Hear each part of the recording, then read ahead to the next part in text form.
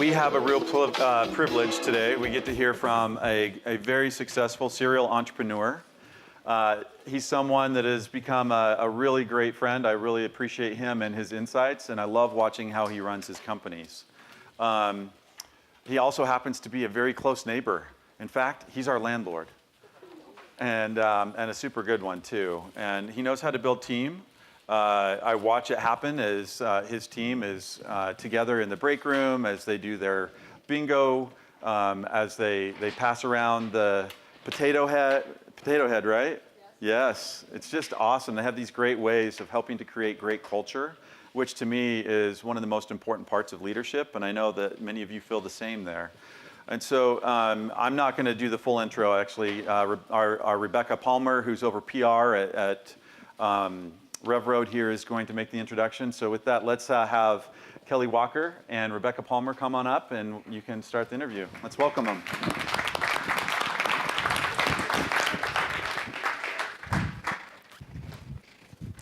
Thank you, Darren. That was a great introduction. And thank you, Kelly, for joining us. This is such a beautiful building. Do you guys like it? If you haven't been on the other side, go check it out. It's pretty awesome. So do we have anyone here from Solcius today? We have Kelly. Well, none of them were invited, but there are some that are here. Oh, fabulous. Well, thank you for bringing Shauna. And the good ones happen to be working right now. You're taskmaster. So let me tell you a little bit about Kelly. As Darren mentioned, he really is one of Utah's entrepreneurial superheroes. Back when he was a sophomore in college, he took a big leap of faith, quit his job, started a new company selling, let me get this right, it's called Pinnacle Security, and it generated security accounts for ADT. Now, his dealership became a top producer in 42 states and exceeded $200 million in annual revenue. In 2008, he and his partner sold to a private equity firm, Golden State Capital. And here's the best part. Because they had never taken on any debt, the partners got to walk away with 100% of the proceeds. You know, the next step was real estate for Kelly. After working in private equity for a few years, he became a principal in a privately held real estate firm that was Milburn & Company. And since 2006, he has co-purchased more than 20 properties, building over 6,000 units. Now, that portfolio is currently valued in excess of $1 billion. But Kelly still's not done. Next up, taking on the solar industry. He first invested with a company called Invictus Solar, but soon realized there was a major fulfillment gap in that industry. That's when Solcius was born. Now Kelly gets to partner with energetic entrepreneurs and solar panel salespeople to get solar panels installed in homes. Solcius receives the orders and does the planning, preparing, permitting, and gets the power turned on. And you know, Kelly's been CEO since 2014, is that right? Yeah, the day we founded the company. Oh, fabulous. Did I get all the rest of that right? Anything you want to add? There was close. Close, okay. I'd love to say that we didn't take on any debt at Pinnacle, but I think I had raised over $500 million in debt at really? the time. Oh, okay. We didn't take on any angel investors, and the founders maintained 100% of the company. So we were able to benefit from it that way. Oh, I see, okay. Yeah. Oh, thank you for the clarification. So let's just kick off. Tell me about yourself as an entrepreneur. Why are you an entrepreneur? I don't know, and I wish I could stop. In fact, my wife wasn't invited either today, and she showed up. Welcome, thank you.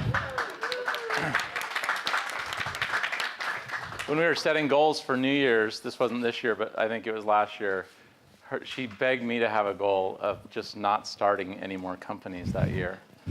I failed and did that, but I don't know. I have an addiction to it. I love it. I have a passion for partnering with fellow entrepreneurs and building something bigger than ourselves.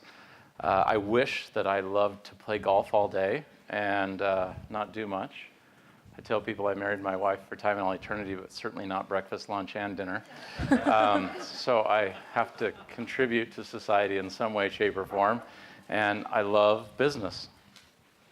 Well, thank you. So, you know, of the many businesses you've started, all of the jobs you've been able to give people, but what do you consider your biggest professional accomplishment? My biggest professional accomplishment. I have been very fortunate to have some great wins along the way.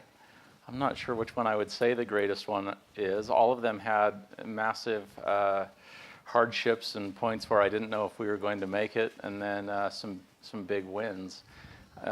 Pinnacle was great in several ways. There were things that I loved about the company and things that I despised about what I had created, thus my exit from that organization. But Solcius has been a really fun company as well. Solar is a very trying space, a very challenging space. There's been many come and go in very short order. And what we've been able to do, I think, in a challenging and ever-changing industry has been really incredible. Oh, thank you. So, you talked about you've been able to do many things, but, how do you feel about setting goals? Is that important for entrepreneurs to do? Yeah. My thoughts on goals have changed a lot over the years. I've failed at more goals than I've accomplished, unfortunately. And as I do a postmortem on those goals and I say, why did I fail at this? I always come up with a million ideas, but I always think it's incredible. I think it's rare to find someone that can take an incredibly complex process and make it simple. And I think it's difficult for not too many people out there are able to take a tremendous amount of data and consolidate it in a consumable format. And when I looked at goals, I was kind of the same thing. I was so spread out, looking at 100 different variables on why I failed to hit each goal. But what I've looked at recently is really, in my mind, there's only two reasons why we fail at a goal. Two. I mean, you can say sub-reasons, right? I didn't have a clear enough path. I didn't have the right people involved. I didn't post it enough on social media to get everyone behind me, which I've never been on social media, but I hear it's a big thing. All of those things, but in my mind, there's only two reasons why we fail at a goal. And as I consider goals that I have for next month, I first consider those first two reasons as to why I'm going to fail. Number one, sorry, I'm going to go off for a second. No, go ahead. The number one reason, or the first reason, is it's simply not attainable. Right? If I say I'm going to be the starting point guard for the Jazz next year, yeah, right. I'm old, I'm a little chubby, I'm short. It's not going to happen. So it's simply not attainable. And sometimes we set those. And I don't know of a group that sets unattainable goals more often than entrepreneurs. We are the biggest culprit of setting unattainable goals. And then number two, we didn't have a great enough conviction to our why, right? A lot of us in this room probably set a goal on New Year's that we were going to lose weight. That's the easiest goal to reflect on. And some of the times that I've set a goal and I've failed, and I look back on it, I said, okay, well, was it attainable? Was the goal attainable? The answer is yes. It was an attainable goal. So why did I break? My commitment to the why wasn't great enough. I broke for that stupid Twinkie. That Twinkie was a greater power than my why to losing weight. Now that's a simple analogy, but it's true in a lot of those. And the goal that I love the most that I don't accomplish is the goal that I decide not to set because of thinking beforehand, one, is it accomplishable? And two, am I really committed enough to the why to accomplish it? One example might be that, hey, I want to do X by X date. And I say, okay, what are some things that could prohibit me from accomplishing that goal? Or what are the powers that be that are going to fight me from accomplishing that goal? It might be that, for me, unfortunately, I wish my wife wasn't here at this time, but for me, oftentimes, my goals are so ridiculously large that it requires 14-hour workdays. And I used to be terrible at it. I am getting better, back off. But now I look at it and I say, okay, this is my goal. Do I really what are the powers that are going to conflict with this? And one of the powers that may conflict with it is my desire to be with my family, my desire to see sweet little Ia right here in the evenings. I say, you know what? That power is greater than the goal. I'm going to bag the goal. I'm either going to extend it, change it, or abolish it completely, but that's not something I want to do because I had the foresight to know that the powers that are going to conflict with that desire are greater than my conviction to that goal. Yeah. Told you I was going to go off for a second. Sorry. No, thank you. That's great information. And, for somebody who's accomplished so much, that's really good insight. We were talking before, Kelly and I were talking before, and you talked about, one thing that entrepreneurs don't do that has to do with the why question. What should entrepreneurs do that they don't do? What should they decide when they're setting out? What were we talking about? Oh, sorry to throw that on you. Why? We had talked about deciding. I get okay. it. I recall. I You got it. apologize. So one of the saddest scenarios for me in looking at entrepreneurs, I actually have had the opportunity to work with several different entrepreneurs, and publicly, they're very successful. They've got some awesome blogs, and they're able to post things, and they wear the nice suit, and everyone believes, oh my goodness, this guy has made it. Well, most of those people I found never made it. They never did. In fact, there's a couple in the solar space that have created really neat top 3 companies in the industry, generating hundreds of millions of dollars a year in revenue. And yet the CEO, the founder, has nothing. They gave it all away along the way. Whether that was to angel investors, whether that was private equity, whether they got in trouble early, whether they said, no, I don't want to be a mom and pop shop. I don't want to be a small player. I want to be big immediately. Therefore, I'm just going to give it all away. And then by the time they finally arrived, what have they arrived to? They arrived to a nice press release. They didn't arrive to anything being deposited into their bank account. So my challenge to entrepreneurs is to really understand your why. Because if your why is looking good to the public eye, great, that is awesome. And everyone has their own why, and no one can dictate what that why is. But if it's to set themselves and their family up, and maybe the next generation up, you need to be really careful along the way. And it may be smarter to bootstrap it for a little while to get going. Oh, okay. Well, and speaking of Bootstrap, you told me about the starting of Pinnacle and how you started with you and your partners just really had nothing. Yeah. And so kind of a 2-part question. Tell us the story of how that all worked out. And then the second part is, tell us how you found the right people to do it with and how you keep finding the right people. Well, people are definitely the key to all partnerships and businesses. I was fortunate. The story behind the foundation and the launch of Solcius, which was, I well capitalized the company before we started it, versus the foundation and the start of Pinnacle. And I've had everything in between, right? So these are the 2 extremes of the story. Solcius, I put several $1 million in on day 1 to make sure that we had the financial capacity to do meaningful revenue right out of the gate. In fact, Solcius was a very fortunate story. We generated, from the day we started the company to the 12-month, to the 1-year anniversary, we had generated $18 million in revenue. But part of that was because I was able to fund, to make sure the company was well capitalized at the beginning. Pinnacle was a different story. I was 22 years old. I had awesome partners, but unfortunately we were all young, we were all dumb, and we had no clue what we were doing. Some people say, well, why didn't you go raise capital from angel investors to be more well-funded at the beginning? Well, we were too dumb to know that was a possibility. Oh, no way. We show up at some basement office right next to the railroad tracks in South Provo, and we're like, well, what do we do today? Well, we don't have any money. We can't afford to hire an employee. We should probably go out and sell an alarm system. And so we did that, and then we used the profits to do it, and we continued to grow and grow and grow until we were doing over 110,000 installs in a 4-month period by the time I retired from that business. But that was the growth story. It was all organic. It was all complete naivety. We blew millions of dollars on the dumbest mistakes, but we were young, we were dumb, we were ambitious, and we were going to fight to do whatever we had to do to make it successful. Yeah, it seems like it worked out really well. Yeah. In the end, right? It was a roller coaster, but yeah, it was a great organization. Okay, thank you so much.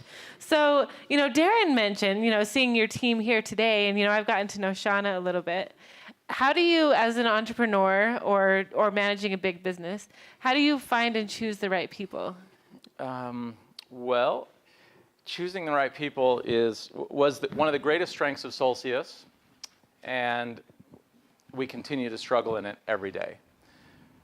If I were to share some of the reasons why I believe Solcius has been such a great success, definitely I would say we were well capitalized, and second, I would say that we had the right people. People are so hard. You say you can't joke a joker. I think the easiest person to joke is the joker. That may not make sense to a lot of you, but when it comes to sales and salesmen, they can bite on a scam easier than anyone. But I've bitten on a whole bunch of interviews where I thought people were going to be all-stars, and they ended up being duds. I think the greatest part of Solcius is that, one, we were able to be well capitalized, and two, I was able to draw on all my all-stars from previous organizations. So if you look at Solcius, our CFO, I've been partners with him for over a decade in multiple businesses. Our Executive Vice President of Operations, I've been with him for over a decade in multiple businesses. Our VP of Customer Experience and Customer Care, Account Funding, people in our legal department, our accounting department, our technology department, all of these people we've been able to leverage.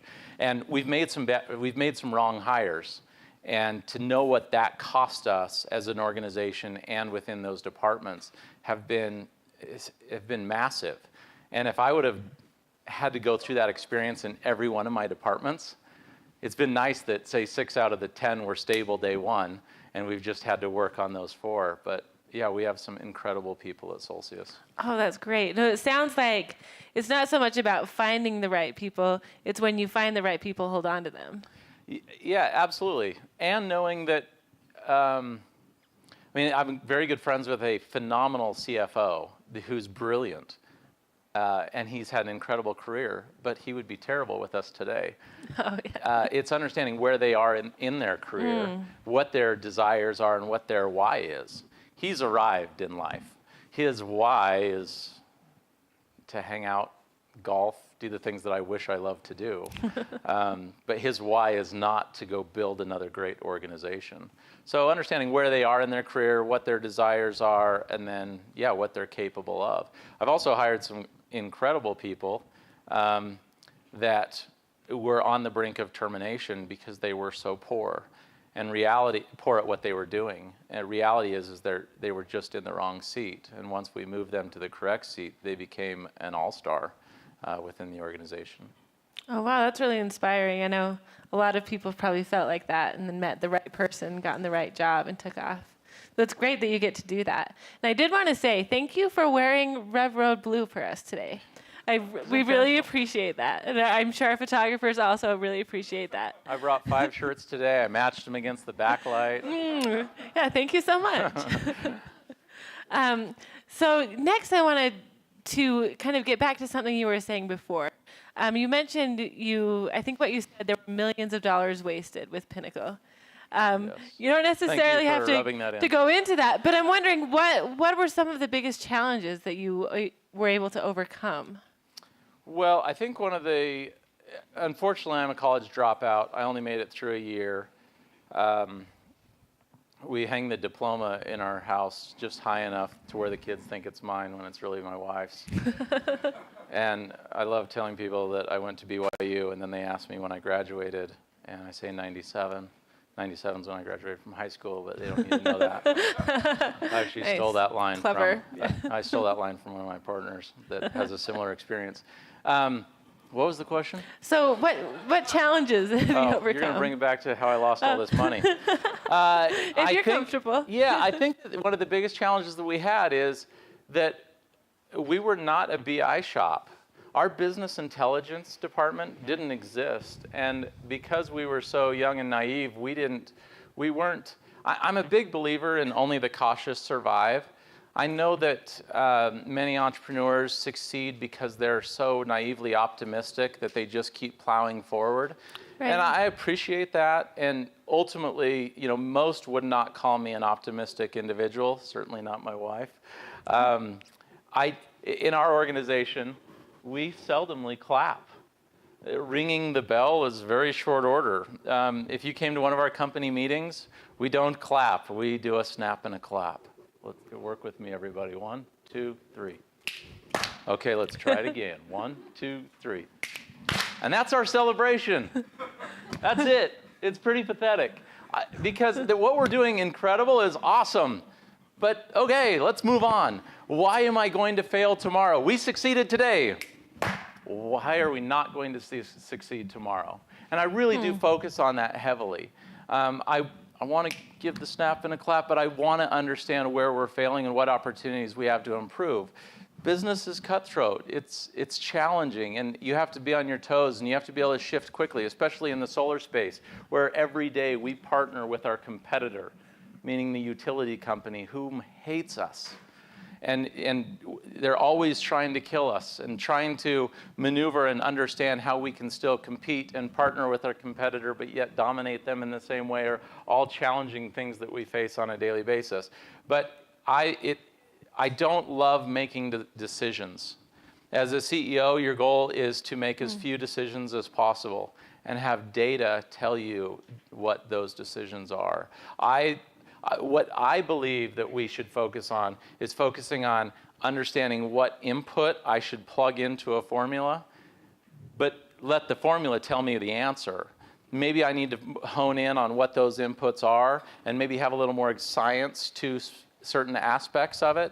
But ultimately, I want data to tell me what I need to do. When I show up in the morning and I say, what am I going to do today? And I look at my executive dashboard report, I want the dashboard report to tell me where I need to put my time and where the opportunities are for improvement. And without that data, you really are blind.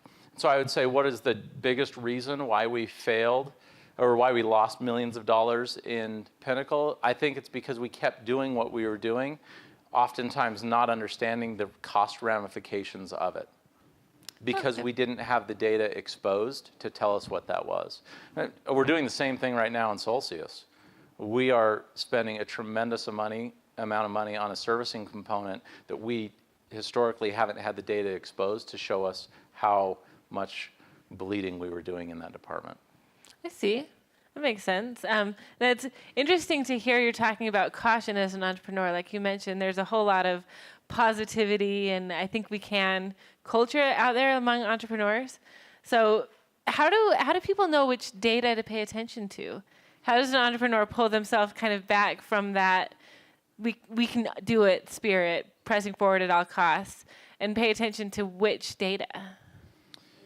Yeah, and the prioritization, I think it's one of the biggest challenges, especially when you're running an organization the size of Solcius, which isn't huge, but we've got over 150, 200 employees now. Is that close, Shauna? More? Good night. Would you stop hiring so many people? A lot of people, a lot of opportunities, lots of challenges, however you want to term it. It really, when you expose all the data and you look at it, you have to, there's some that are maybe sexier, that could be more exciting, that could maybe publicly be more exciting, or some of the employees could be more excited about it.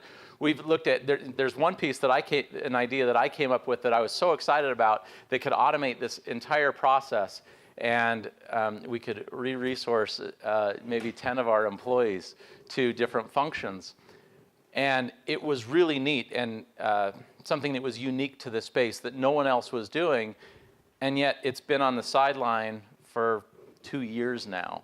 And why? It's because the ROI on that, or ultimately the net margin benefit to the organization, is under a whole bunch of other projects that are really boring, that aren't exciting, but their net marginal benefit is greater than that. And so I think it's really important that we focus on, well, what are the opportunities at hand and what's the greatest ROI on those and what builds equity value in the organization. I found we have this problem within Solcius is that we have several in the organization that will do things and will focus on things that isn't adding equity value. And they're short-term problem fixes instead of real equity value. And I think that that's something that I work with the management team on, focusing on building that real equity value, which is one area where I think that Solcius has a dramatic advantage over the competition, is because we have had that focus since founding the company, and not spending our time and resources and energy on things that doesn't provide long-term equity value. Yeah, okay. Well, I mean, that speaks to the experience of being a serial entrepreneur. You know, you can take the lessons that you learned maybe at Pinnacle or other places to really make Solcius do as well as it can. And kind of to transition that a little bit, what advice would you give entrepreneurs or would-be entrepreneurs about finding the right problem to solve? Finding the right problem to solve. Well, I think that you have to have a strong idea of where you want to be. And you've got to focus on what are the prohibiting factors that are going to stop you from getting there. I know that seems very elementary. I did graduate from elementary school, so I can at least say that. But yeah, I would say it's exposing the data, it's understanding exactly where you want to be, and make sure that you stay on course until you pivot.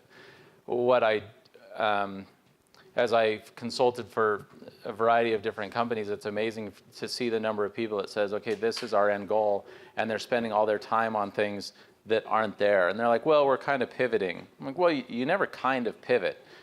You either pivot, whether that's an inch pivot or a yard pivot, you pivot and make that decision, or you stay firm on that goal. It's okay to entertain pivoting, but what you don't want to do is have the ultimate goal but be slightly veering off course.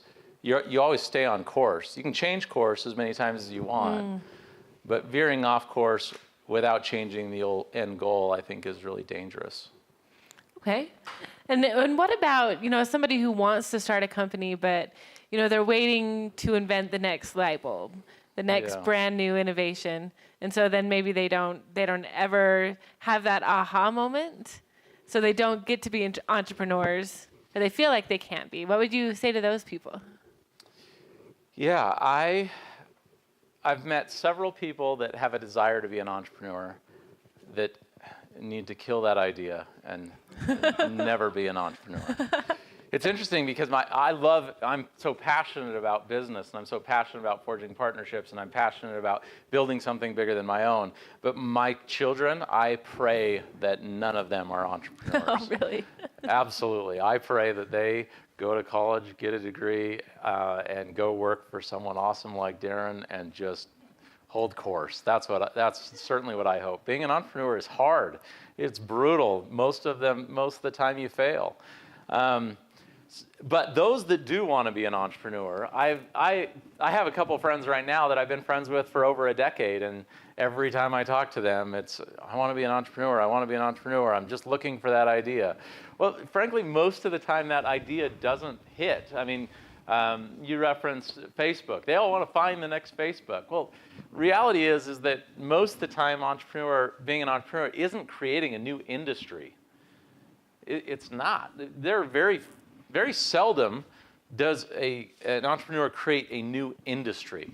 Most of the time, they're taking a stupid spatula and making the handle longer, making the, whatever you call it, the flipper. I picked a bad example since I don't know anything about the kitchen. I've been married for how many years, hon?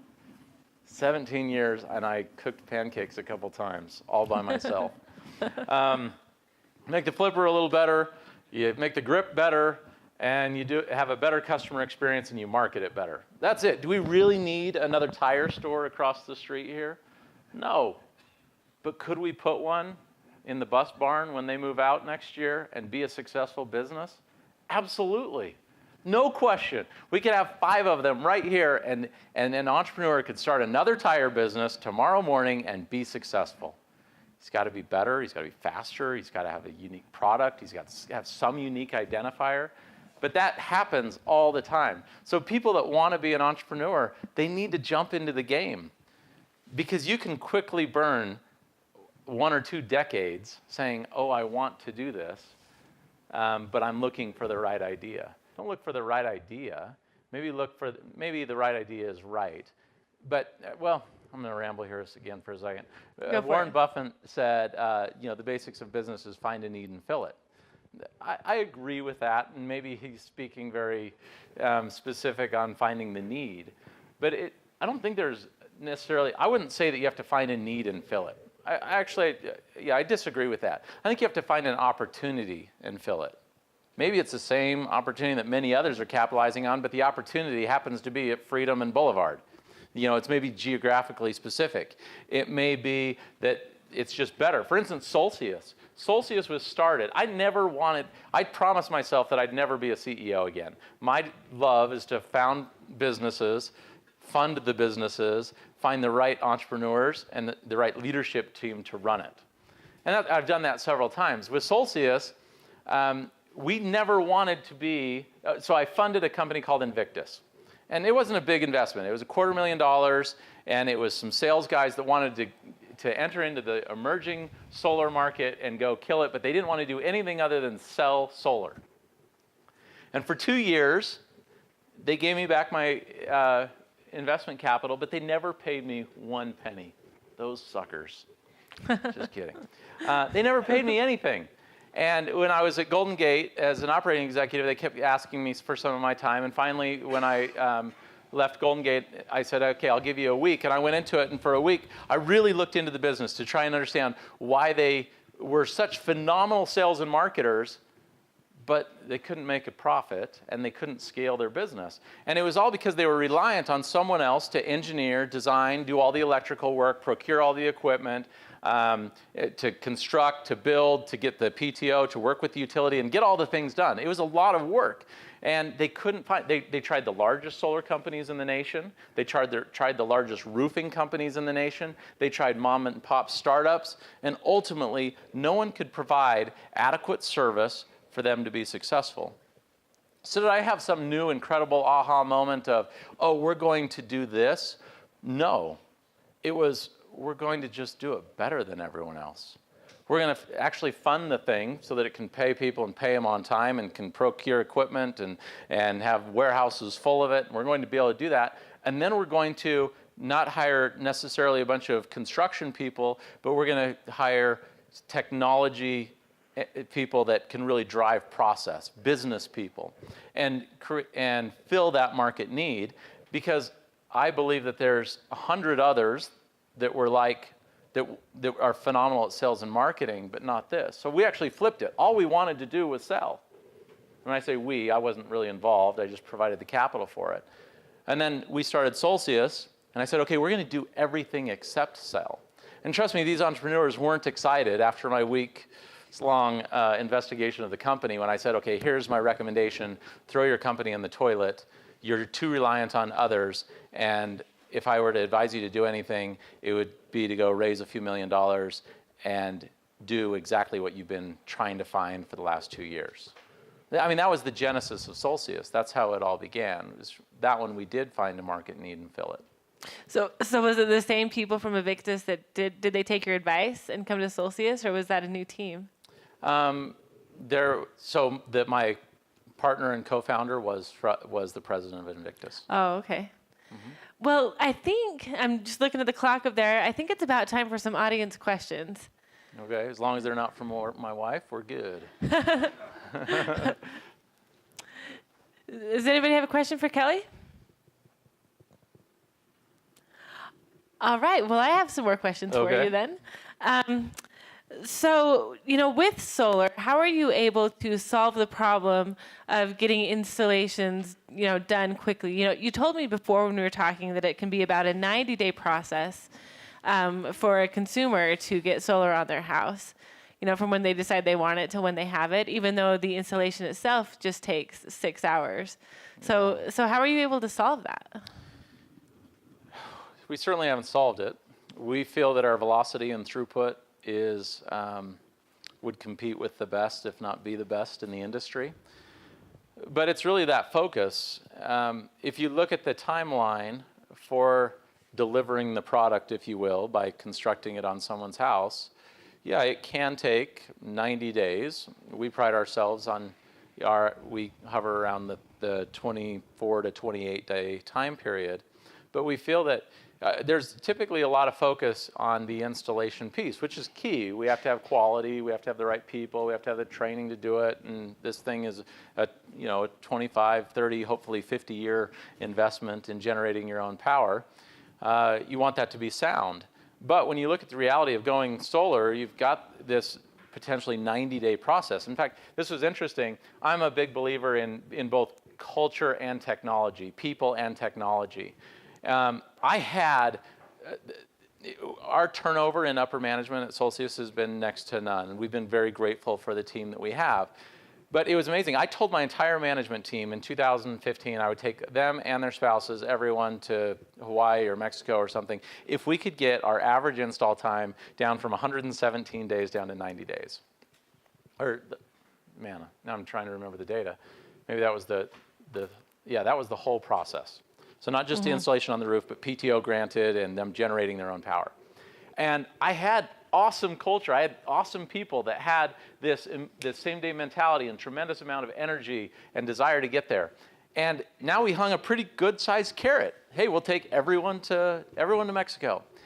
And we never accomplished it. I think the closest we got was 97, 98 days. It was really poor. And so then we said, okay, well, what's stopping us from getting there? And we decided we would build and develop the technology and the automated pieces to really drive that to where now, our goal was 90, and now we're averaging in the 60-day time period. And so I really do believe that it takes both. I've also offered our technology to some of our competitors who really have struggled and said, okay, well, these are the things you're doing wrong. Let me help you increase your velocity and your throughput. And they haven't been able to do it. And it's because of people. You have to have the right people. While we have these incredible and brilliant tech guys here and developers, it can help, but it does take both the culture and the people and the mindset of that throughput and the velocity, as well as incredible systems to manage that. And in 2017, we were able to marry the two and see dramatic decreases in doing so. And then obviously that increases the customer experience, the customer satisfaction, and it decreases your costs. Every day that something takes you increases your costs. I don't want to talk price per watt to this group because it wouldn't make any sense, but for us, it's about a penny per watt per day of everything over 60 days. Well, that results in a tremendous amount of money being able to reduce that time period from 90 days down to 60 days. In both your cost and ultimately your customer experience, which increases your throughput and velocity. Yeah. Oh, thank you so much. So I have one question about solar, and then I want to ask you a fun question. Okay. So with the solar tariffs and everything, is Solcius going to be okay? What's your outlook? Well, even though there's some Solcius people in the room, we're probably not going to make it. I just wanted to see the response. That was a good response, by the way. You got me. It is a challenge. These modules are very expensive. And having a 30% tariff slapped on you overnight definitely will have an effect on our organization. I feel that, obviously I drink my own Kool-Aid, so you have to take it all with a grain of salt. But I feel that we're in a better position than most anywhere else out there because we're so financially stable that we were able to buy thousands of modules when we sensed that this might be coming. Wow. Unfortunately, I have no belief in Donald Trump, and I believe that he was going to do what he did. And so in October, November, and December, we were buying millions of dollars worth of equipment. So I have enough product to do hundreds, actually thousands more homes at the cost point that it was in 2017, which is a big advantage. Wow. And that gives me the opportunity and the time to make other adjustments to cut costs and be able to offset the ramifications of what I will have to pay, which is higher costs in product in the future. But I bought myself some time in order to do that. And we have a good reputation that we've never missed a bill, and we don't negotiate crazy for ridiculous terms. We simply pay. And so when product is available and when product does hit ports, we're often the first company that they reach out to because they know they'll be paid and paid on time. Oh, that's awesome. That's incredible. Like, that's an amazing amount of foresight. Congratulations. But, speaking of buying things, here's the fun question. You've obviously been very successful. What's the favorite thing of yours that you were able to buy that you didn't necessarily need? Oh man, my wife could give you a list of those. So she could come too. I have a very hard time spending money, and all of my friends and partners will all tell you this. Like spending more than $30 on a pair of jeans is beyond me. Spending more than I can't. Vehicles, everyone wants to know what vehicle I drive. I drive like a 2009 dented Denali out front. Anything that doesn't appreciate, I can't stand spending money on. Like, it doesn't matter what my bank account looks like. If it doesn't appreciate, I can't spend money on it. But I unfortunately do have an addiction to recreational properties with water because I love fly fishing and I love hunting. So unfortunately, the one thing I spend money on is ridiculously expensive, and I can't help myself. Hey, follow your bliss. That's great. It's so cool that you get to do that and help other people. Like I mentioned, so many employees and other companies succeed and get to do what they love as well. Like, that's really inspiring for me. I think one last call for audience questions before we wrap up. Kelly, what do you think of Elon Musk's solar strategy, and specifically with putting panels up on shingles on roofs? So the question, sorry, you weren't Mike. The question is, what do you think of Elon Musk's strategy and the idea of putting solar shingles on rooftops? I am a big fan. I love it. And I love all the things that Elon's been able to do. I'd like one day for him to hit a deadline. I swear the guy isn't an entrepreneur, he's a developer, because developers never hit deadlines. Sorry for those in the room. In fact, Darren, I think inviting me to speak today was probably one of the biggest mistakes that you've made. Where is Darren? He's over here. Oh, yeah, it's a massive mistake, because if you don't think, you said he always hits time, he's the best you've ever, this guy will be working for Solcius by day's end. I will figure it out. But it's awesome. It's just, there's so many challenges with it, right? Same thing with the Tesla Powerwall. It's awesome. Like, the price point is awesome. Do you know how many, so that was announced in 2013. You know how many of those have been installed in the state of Utah or in America, period? Very, very few. It's just so cost prohibitive for the common man. I love it. I love the product. I love the technology. I think mass adoption is very far out. Do I love 5 foot by 3 foot square panels on a wall where it has to go around some vent and it's all hodgepodge on a roof? No, I hate it. But reality is, from a cost perspective, it's going to be very difficult for solar shingles to compete with what we offer today. And Elon, while he's made it sexier and more beautiful than anyone else has, there's multiple companies out there that sell solar shingles. I don't want to get into, I don't want to bore you to death, but the inverter and the optimizer is very difficult. If you put just a standard solar array on someone's roof and you have one panel with a blob of snow on it or shading from a tree on it, that entire array performs to the lowest producing solar array. And so it just plummets. Well, one thing that we do is we put an optimizer on every single panel. And we don't care if it needs it or not. Every panel every system that Solcius sells, and we may be one of the only companies, if not the only, in America to do that. Every single one of them has an optimizer. There could be no shading at all. We still put it on all of them so that if one panel ever goes out, we have that. And but that is complicated drastically when you go to Shingles. Being able to optimize it and having high productivity out of all your panels. I love it. For new builds and new subdivisions and new roofs, it's closer to making sense. For existing roofs that already have a roof type on it, you're a long ways away from having it make financial sense to do it. In fact, most places there is no ROI. It's the only reason you would do it is because you're trying to decrease your carbon footprint and benefit future generations, but you're not doing it from a cost perspective. All right, thank you very much. Oh, one more question. So who or what then is coming into your space that intrigues or disturbs you? So, no question. There's been small progression in productivity and efficiency from solar panels, and that will continue on, but I think it will continue as it has in the past, that it'll be a 3, 4, 5% increase on an annual basis, which is awesome. I love it. I'm grateful that there's smarter people than me out there to figure out how that works.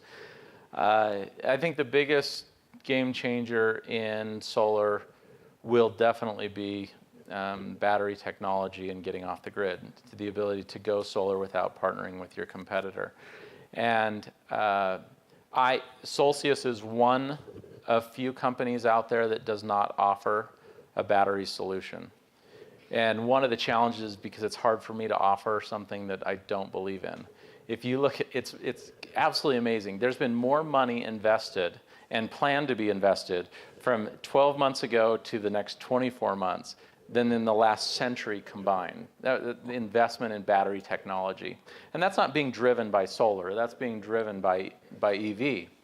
And you look at the cost and the efficiency, and it's not, cost is getting reasonable, efficiency is getting reasonable, but tenure is still terrible. By the time you finally by the time you finally break even on your battery, it's gone. It's dead. And so that's why we don't have it. And trust me, every one of my sales partners wants it. Most of the customers think, love the idea of it. Well, I love the idea of it, but in practice, it doesn't make sense today. But considering the investment that's being put into it today and the incredible advancements that are being made in battery technology, not on an annual basis, but now on almost a weekly, monthly basis, is incredible. And I'm really excited for the day where I say, it's time, and we will now offer this to our consumers. I don't believe that is today. I also don't believe it's 5 years from now. I believe it's coming very quickly. But for instance, my home and my cabin both have power. I love it. I get a bill for $13, I think, every month for my home. That's just my connection fee. And I get a bill for $6 every month for my cabin, and one of them used to be $400 a month. The other one used to be $250 a month. I love it. And people always ask, well, what kind of battery do you have? I don't have it, and because I don't believe in it at the moment. I'm excited to add it on in the future, but today is not that day. Great, thank you. So it's time to wrap up, Darren? All right, thank you so much, Kelly. Thank you. Appreciate it. Thank you. Hang on, Kelly, if you will. So we have a gift for you, and wouldn't you just love to hang out with this guy? So fun. Let's give him a snap and a clap. Ready? 1, 2, 3. Snap, clap. All right. Thank you, Kelly. I really do appreciate it. Thank you. And can we invite your wife and daughter to come up? Did she just run out? We'd love to get you up here. She knows there's donuts on the other side, so I thought she'd run over there. Oh, awesome. And she gets sick of hearing me speak. It's like, oh, it's just Dad. As you can see, great entrepreneur, great experience, and that doesn't happen alone. We know that. We're so thrilled to be associated with you and to have the chance to be neighbors as well. Hey, come here, sweetheart. Yeah. We've got some questions for you, young lady. One of the things that all the people in this room want to do is they do want to succeed. And I'm glad you warned them about being an entrepreneur, so fair warning, right? And now if you proceed, then it's all your own fault. And I have one last question for you. How many people have you and your family created jobs for over the years? Oh, man, I don't know the answer to that. It's got to be close to 10,000. Yeah. Which in my world is one of the coolest things that you've ever done. And I'm so grateful for the work that you're doing and the opportunities you've created for all those families. Thank you. Let's hear it for him. Thank you. Thank you so much. Thank you. You bet. Actually, sorry, what's your daughter's name again? Leah. Leah, could you help me for a minute? Well, actually, you come up here and sit right here, okay? If you'll sit right there. And then I'm going to have you choose some in just a moment. But first, we're going to have Joe come up. Joe? Joe is with Squire, and I mentioned to you his great services. He's going to share for just a few minutes about what Squire does. All of you are going to either be in a business or start a business that needs these exact services. And it's been wonderful for us. They've helped us with probably, 3 or 4 of our companies so far, and we're so grateful for that. Go ahead, Joe. Thanks, Derek. Joe, just so you know, I've used you guys for a decade. Oh, okay. Great. Awesome. Yeah, my name's Joe Hillstead. Really grateful for the relationship that we've developed with Darren and RevRoad and the RevRoad team. I'm a tax partner with Squire & Company. We're just located up the hill. We've been in business for 40 years. We're the largest CPA firm in Utah County. We're just slightly behind the national firms. We believe that we've got national firm expertise, but local firm service and attention. We've got kind of 3 major service areas. Tax, I'm a tax guy. We've got audit services, auditing of financial statements, and our advisory practice. We implement accounting systems and ERP systems for small businesses so we can scale with you. We focus on small businesses, medium-sized businesses, and we've got billion-dollar in revenue companies that we work with. And so if you have any tax or accounting needs, we'd love for you to think of us, and really appreciate this opportunity and appreciate the relationship we have with you, Darren. Thank you so much, Joe. Appreciate it. All right. So now we have the most important person of all in our day. Okay. If you will somehow, I'll tell you what the name is, and then you can hold this and say it. All right. Okay. Say Doug Edwards. Doug Edwards. Doug Edwards. Will you stand so they know where you are? Okay, we're just doing our raffle. Okay, good. And then sit right here. All right.